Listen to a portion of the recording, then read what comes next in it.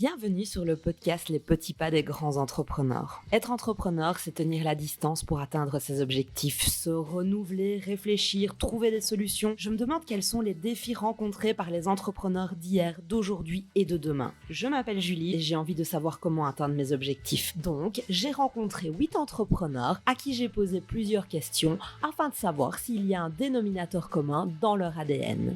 Êtes-vous prêts à embarquer dans ce voyage avec moi à la recherche d'informations et d'inspiration? Ladies and gentlemen, please fasten your seatbelts. We are expecting some turbulence. Thank you. Attention, la direction décline toute responsabilité en cas de changement de mindset.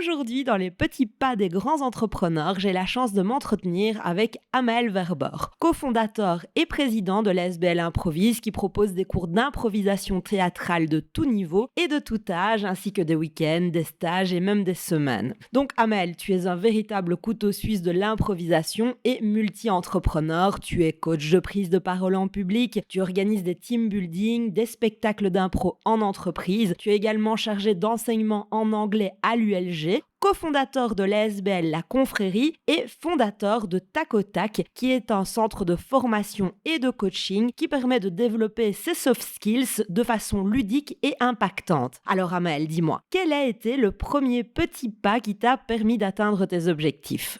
Merci pour cette belle présentation déjà. Le premier pas, ça a été en 2015-2016. Oser donner mon premier coaching d'improvisation en tant que coach alors que j'étais encore semi-débutant. Donc le premier pas, c'est d'oser se lancer et d'accepter l'imperfection. C'était marrant parce que je n'étais pas tout à fait sûr d'être prêt, mais j'avais vraiment envie de transmettre l'impro. À l'époque, j'avais quelques années d'impro dans les pattes en tant que juste participant, en tant que juste comédien. Et j'avais demandé l'autorisation à mon coach de l'époque. Je lui ai dit, écoute, est-ce que c'est OK selon toi si je me lance dans l'initiation des débutants, quoi. Et il m'avait dit, écoute, voilà, pas trop emballé. Si c'est des débutants, pourquoi pas? Et avec le recul, je regrette d'avoir demandé l'autorisation parce que c'est prendre le risque qu'ils te disent t'es pas prêt. Et donc, quand est-ce qu'on est prêt? Quand est-ce qu'on tente? Quand est-ce que la vie commence vraiment? En fait, il faut juste qu'on puisse le décider nous-mêmes et qu'on n'attende pas l'autorisation d'autrui. Je relis le premier coaching que j'ai donné là maintenant, je me dis mais mon Dieu, quelle horreur! Mais heureusement que j'ai accepté cette imperfection qui m'a permis de m'améliorer au fur et à mesure et puis de plus tard lancer l'école. C'est quoi ta définition du succès ? Pour moi, le succès, c'est se lever le matin en étant content de la journée qui arrive. Quel est le plus grand défi que tu as rencontré ou que tu rencontres actuellement dans ta carrière et comment est-ce que tu l'as surmonté ou comment est-ce que tu le surmontes ?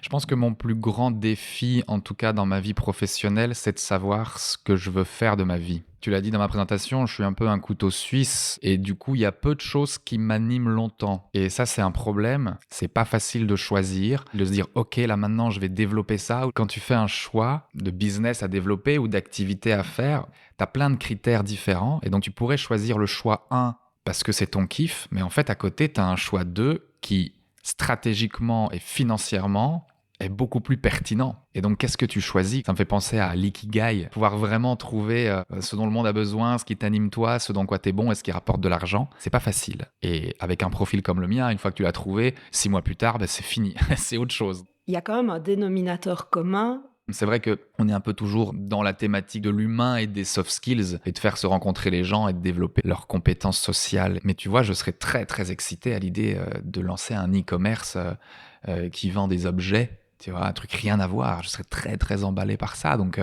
même si là, maintenant, j'ai ce dénominateur commun, ouvrir un bar à vin, je kifferais. Ah ben oui, mais d'ailleurs, est-ce que tu ne fais pas aussi des soirées à thème autour du vin ? Oui, tout à fait. Fan de vin. Donc, dès que j'aime quelque chose, j'essaye de démarrer des petits projets entrepreneuriaux autour pour justement mêler l'utile et l'agréable et continuer ma recherche de l'ikigai. Quel est le trait de ta personnalité le plus important qui t'a permis de réussir ou qui te permet de réussir dans ton travail ? Je dirais l'ambition et je suis un couteau suisse aussi en termes de compétences pour pouvoir exécuter sur cette ambition.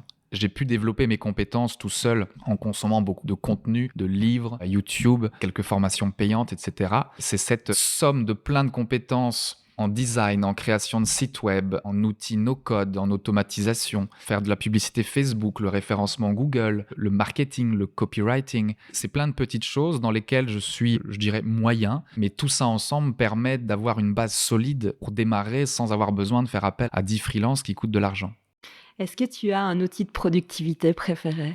Déléguer, c'est indispensable quand tu as de grandes ambitions, surtout étant donné que je suis fainéant. C'est quelque chose qui a été difficile pour moi. Il faut apprendre à accepter que pour grandir, certaines choses vont être faites par d'autres, potentiellement moins bien que si toi tu les faisais. Et ça a été une des grandes questions qu'on s'est posées avec Improvise d'ailleurs. Au début, on était vraiment un noyau dur de 6 coachs et on s'est dit, mais est-ce qu'on reste en sécurité ? On sait qu'on est des bons coachs, ça fonctionne bien, mais si on reste à 6, on grandit pas. Et donc, est-ce qu'on prend le risque d'aller chercher d'autres coachs qui potentiellement seront moins bons, potentiellement seront meilleurs.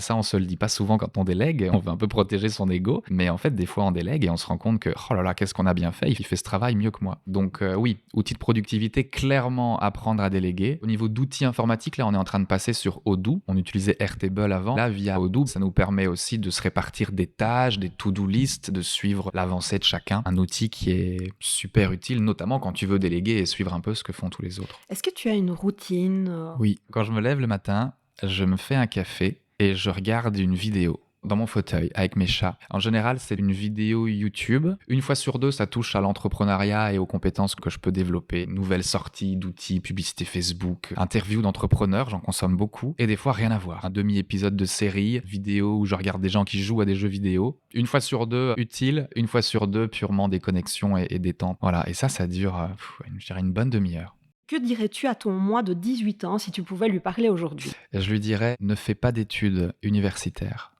Il est possible d'acquérir toutes les compétences dont tu as besoin en payant moins cher, en prenant moins de temps et en ayant des meilleurs profs via des formations en ligne où tu as accès à la crème de la crème que via des études. Alors évidemment, c'est pas valable pour tous les métiers, ça dépend ce que tu veux faire, mais si tu veux être entrepreneur...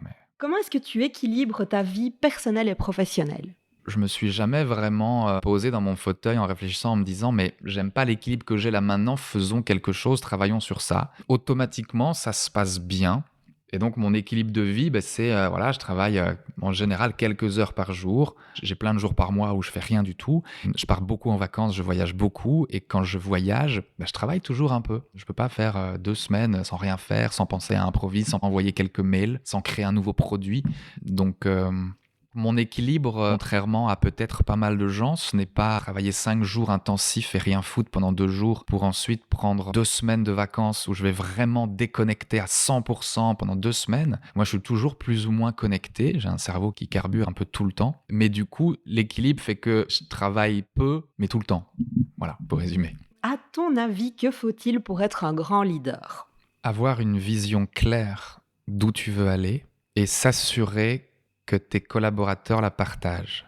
Personnellement, ça a été toujours mon point d'attention avec Improvise. Chaque année, mes ambitions grandissaient et je me disais toujours, mais il y a un moment donné, ils vont me dire, c'est bon là, stop, on est bien là-dedans, est-ce qu'on peut pas savourer le moment présent ? Moi, je pense que arrêter de croître, c'est mourir. Il y a toujours eu plus d'ambition, mais j'ai toujours pris le grand soin de présenter les ambitions futures, la raison de cette ambition et de m'assurer que tout le monde était en phase avec ça. Et à partir du moment où on est aligné sur le même objectif, le reste est plus facile à gérer, je pense. Et quelle est la leçon la plus importante que tu as tirée de ta carrière ?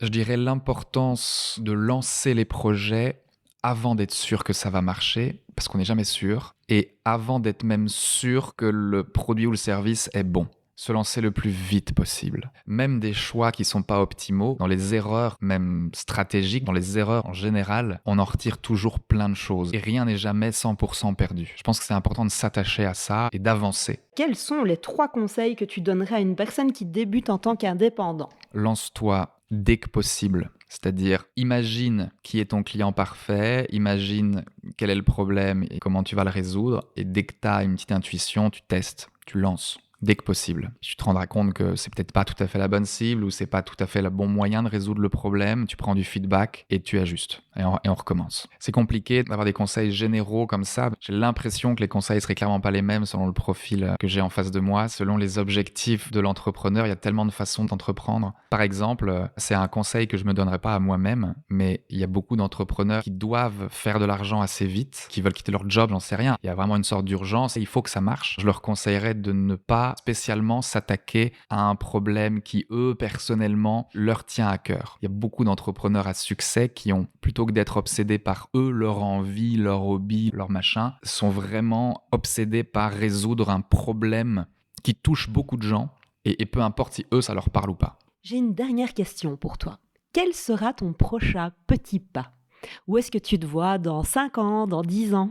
Je me vois toujours coordinateur d'Improvise et je vois Improvise beaucoup plus loin. On a là maintenant, à l'heure où je parle, environ 430 membres actifs en Wallonie. Dans 5 ans, 1000 et peut-être pas que en Wallonie. Dans mes autres projets, comme je me lasse vite, je m'imagine clairement au moins avoir un autre projet qui n'a rien à voir avec ce que je fais actuellement. Et j'ai pas mal d'ambitions pour Tac au Tac. J'aimerais devenir une référence en coaching de prise de parole. J'ai jamais eu d'objectif extrêmement concret. J'ai toujours eu des objectifs de vision. Je me dis, moi j'aimerais qu'Improvise devienne le Disneyland de l'impro. Et je me dis pas, j'aimerais qu'Improvise, dans 10 ans, on fasse X de chiffre d'affaires. C'est moins les chiffres qui m'importent que la vision et l'objectif global.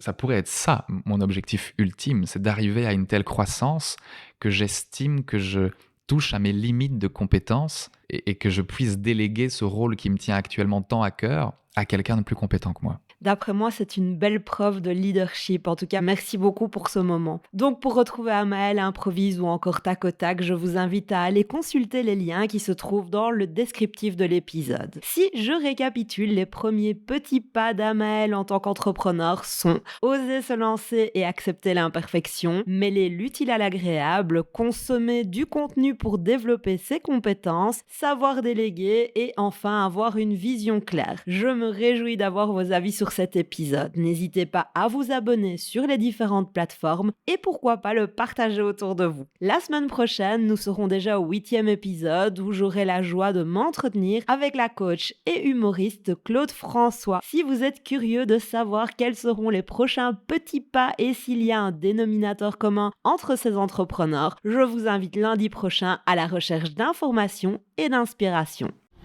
Nous vous prions de bien vouloir rester assis et attaché jusqu'à l'extraction du signal correspondant et l'arrêt complet de l'appareil. Nous vous prenons un présent congé de vous, espérons que ce vol vous a plu. Au nom de votre équipage, merci beaucoup et au revoir.